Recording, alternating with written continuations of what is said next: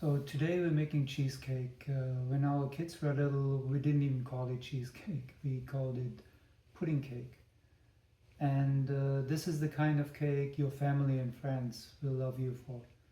At least mine do. And it's not your typical dense cheesecake. This one is much lighter, almost like a soufflé.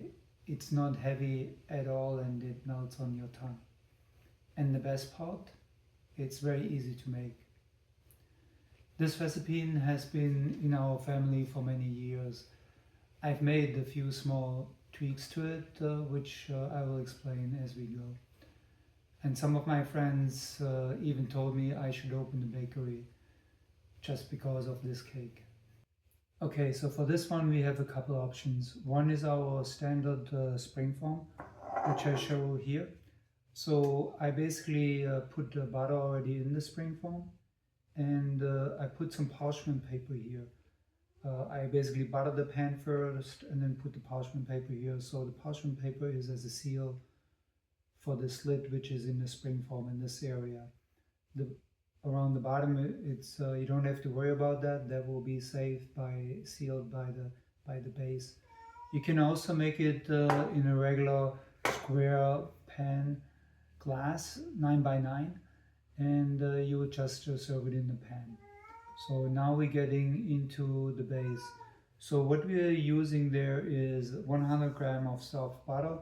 I already scaled that, and then for the ingredients we're adding 1 egg to it. So we got the 1 egg, and then we use 120 grams of sugar.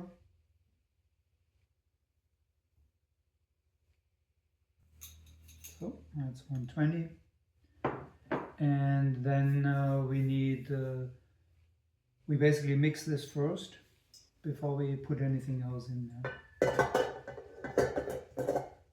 So now we basically have the butter, and we're using soft butter for this.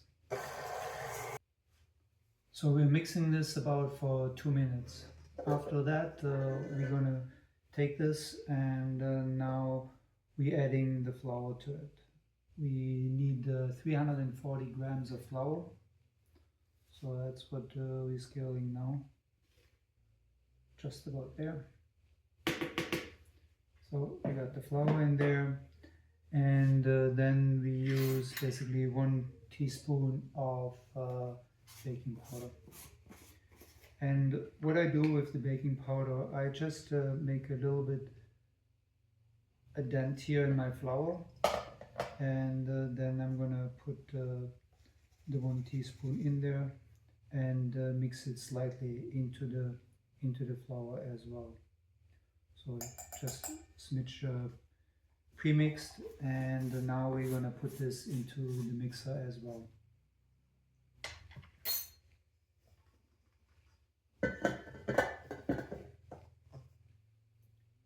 Okay.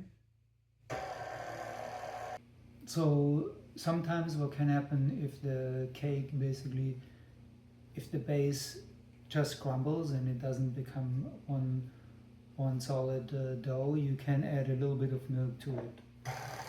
What I'm doing now.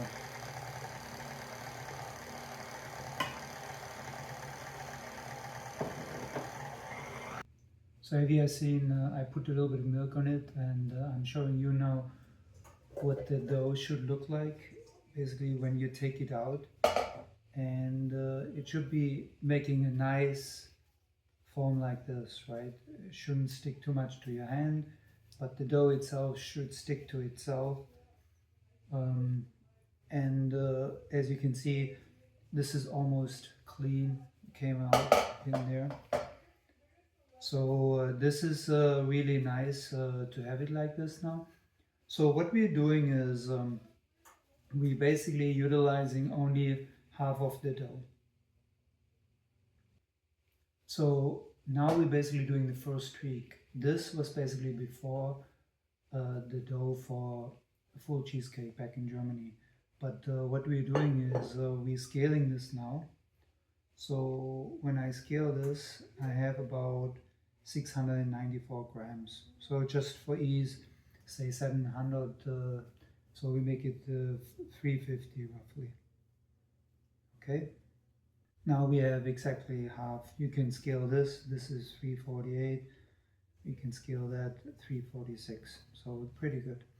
So one of these we just wrap up and put it then into the freezer. So this goes into the freezer, and this one here we now make a thin layer, and we put that into our nice Springform which we buttered before, right? So what I always do is I just flatten it out, as you can see here, a little bit by hand first, and you can see it's very normal that the dough breaks a little bit when you do this. Don't worry about it, it will seal perfectly. Then we're placing it in the center, and then we just starting from the inside, pushing it gently to the outside. And that's basically how we make a full sheet here. And to be honest, this is the most, well, I wouldn't necessarily call it challenging part, but this is the one part where you just have to pay a little bit of attention to the way you're doing it, right? And making sure like it's nice and flat, and that we seal the bottom of the spring pan. So I will give you later on a view what it looks like basically when it's all done. Okay, so now the base is basically done. As you can see, it's nicely sealed on the bottom, and we have our small strip here for the slit in the Springform, and as I said, this will seal it perfectly, and it will never leak like this. Or if you feel more comfortable with a glass pan, you can use that 9x9 and just leave it in the pan, serve it in the pan. So now to the filling. What we're going to do here is we're going to use 450 grams of sour cream. In Germany we call it Quark. In the beginning it was always a little challenge, what can I use for Quark? And then I found sour cream.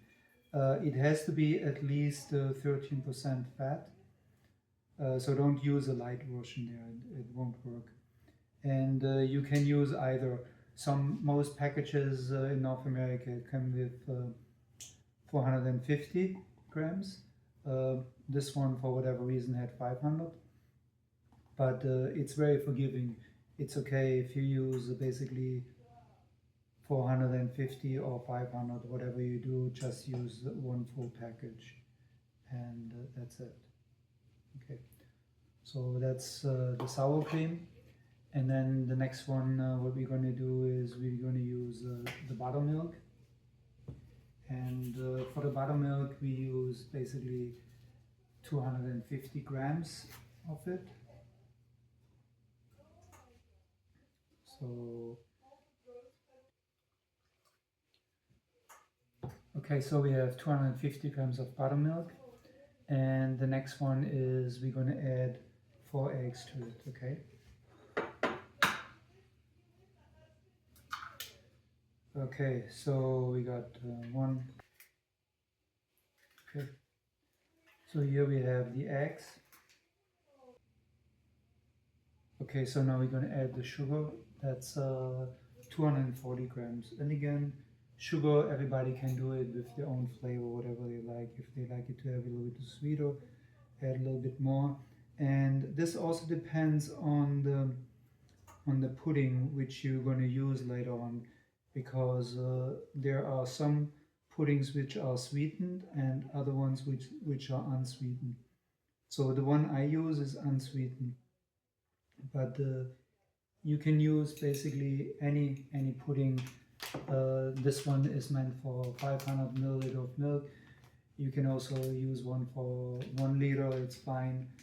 Again, this one has basically no sugar in it, but you can, if you use one with sugar, you can either use less sugar in general then, if this is already sweetened, or if you want to have a little bit sweeter, you can use a recipe what it calls out. So now we have all the ingredients in there, and we're going to put this now into our mixer.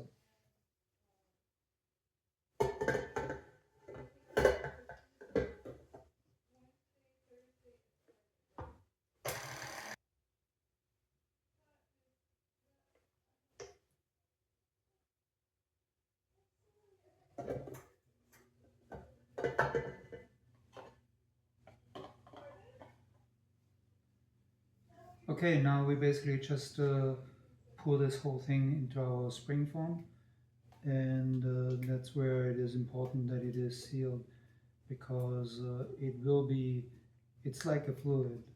So what I'm doing right now is just, there's always a little bit stuck on the outside wall, and I just mixing that in with the spatula here, that's all. And now we're pouring it in there. You can see it's very fluid, right?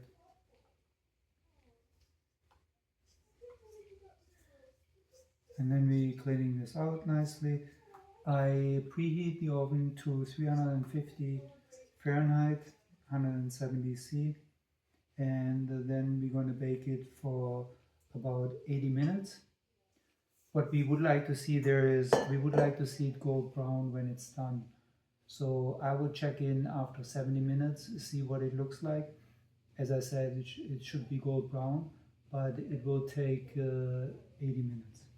So now we're just putting this into our oven.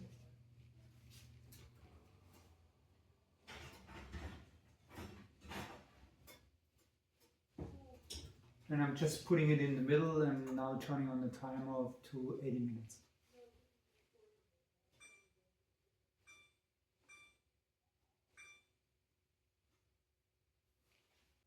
So I'm going to take it out of the oven right now, usually 80 minutes, right? But in my case, it actually took another 10 minutes. And that's totally normal. It always depends on your oven. And don't be afraid if it takes longer. As I said, look after 70 minutes. You want to have a little bit that golden color on the top, and as long as you have that, you're fine. Just keep an eye on it, as I did. I first did 5 minutes more and then another 5 minutes. I'm going to show you what it looks right now.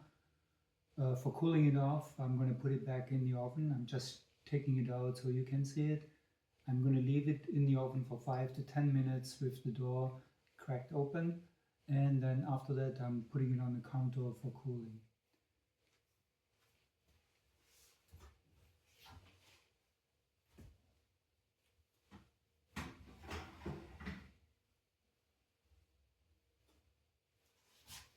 As you can see, it has a little bit a golden color to it.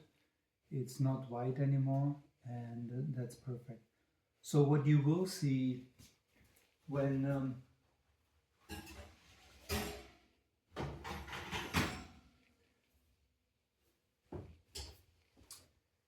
as it settles, the center will go down a little bit, which is totally normal, and we basically put whipped cream on the top, and then we smooth everything out, and then we put some chocolate flakes on the top of it.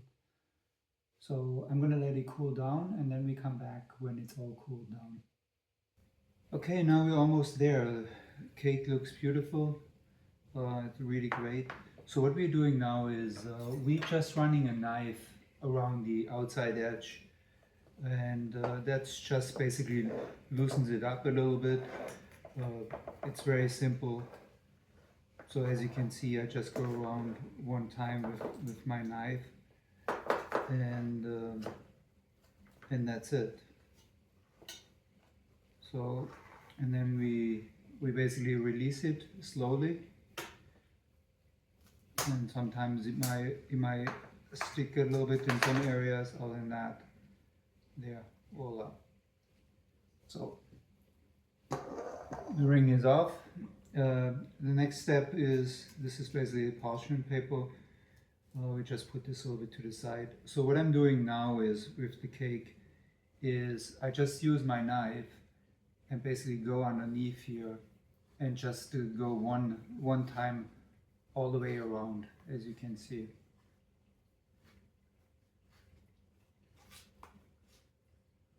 And now we take the parchment paper out.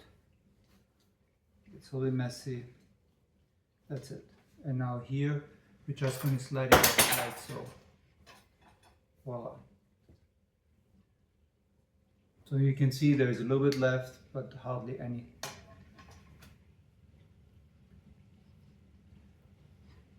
Now we have the cake. So the finishing touches for the cake is that we put some whipped cream on it. We just put 250 grams of whipping cream, and what I always like to do is I like to put 1 tablespoon per 200 grams of whipping cream, and per 100 grams of whipping cream. And my wife, she would use 1.5 teaspoons for 100 grams of whipping cream. So whatever you like, the sweetness, it's up to you. We put in also a little bit vanilla as well. Okay, let's go ahead and make the whipped cream.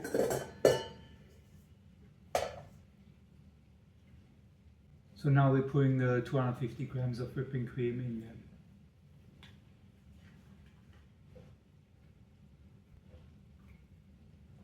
And it can also be a little bit more. In my case, it's now 260, but that's fine.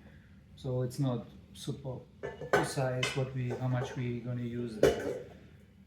I always first whip it without the sugar and add the sugar as it goes. Okay, so now we're putting in the sugar.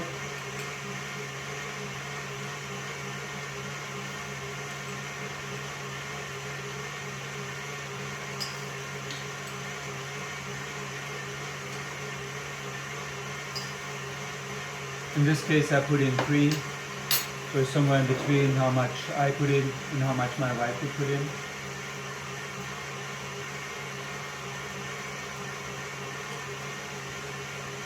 And then we add a little bit vanilla as well.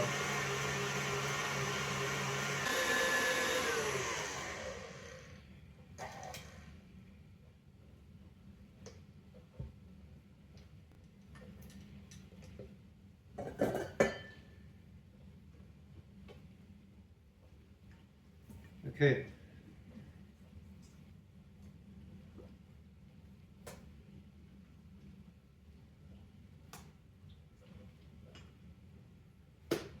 As you can see, it's very simple. You don't have to be really careful with this in the beginning, because we're just basically making a top layer. And the nice part is we're using choco flakes on this. And with the choco flakes, any imperfection in the way we put this down, you won't see that. So that's fine. You will see that we will have some uneven spots or whatever, and that's all good. But it's really, really simple doing this.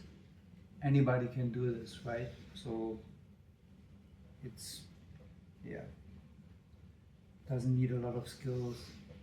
And the nice part is I'm keeping it simple. I mean, theoretically, you can also make it so that you put the whipped cream on the side as well, right?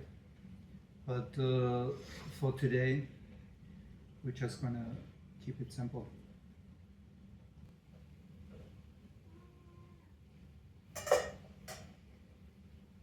Okay, so now you basically can see all the imperfection what we have here from putting on the whipped cream, right? It's not flat whatsoever. But the beauty is when we put the chocolate on there, you won't see it. It basically goes away. Here I'm always struggling, okay, which one do I actually have to use? And all what we do is we basically just grind the chocolate flakes on there, like so. And I use dark chocolate. You can also use cinnamon if you prefer that, but I really like the dark chocolate. First of all, it looks nice, and it's so simple to do this. As you can see, I mean, Anybody can do this.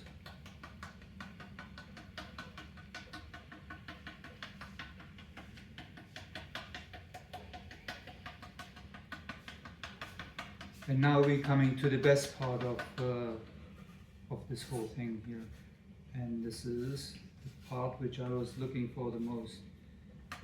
You can actually try it out how it tastes.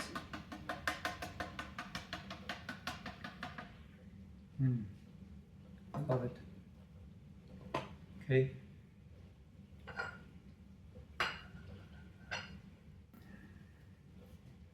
And now you can basically see any imperfection which we had from before. You can see with the chocolate on top of it.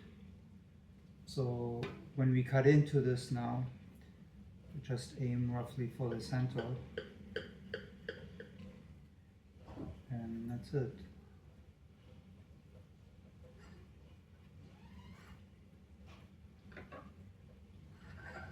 And now doesn't that look beautiful?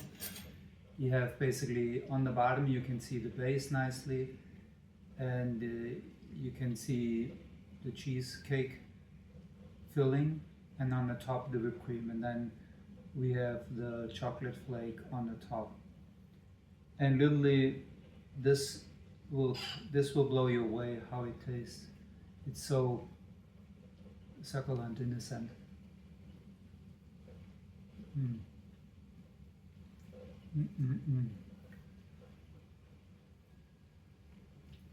This is the best way how it tastes right now. I let it cool for 2 hours, and the vanilla custard is still slightly warm, not warm, but just slightly. And this is the best taste you will ever have. Obviously, now after you cut it, and you should store it in the fridge because of the whipped cream, right? So enjoy it and let me know how it goes.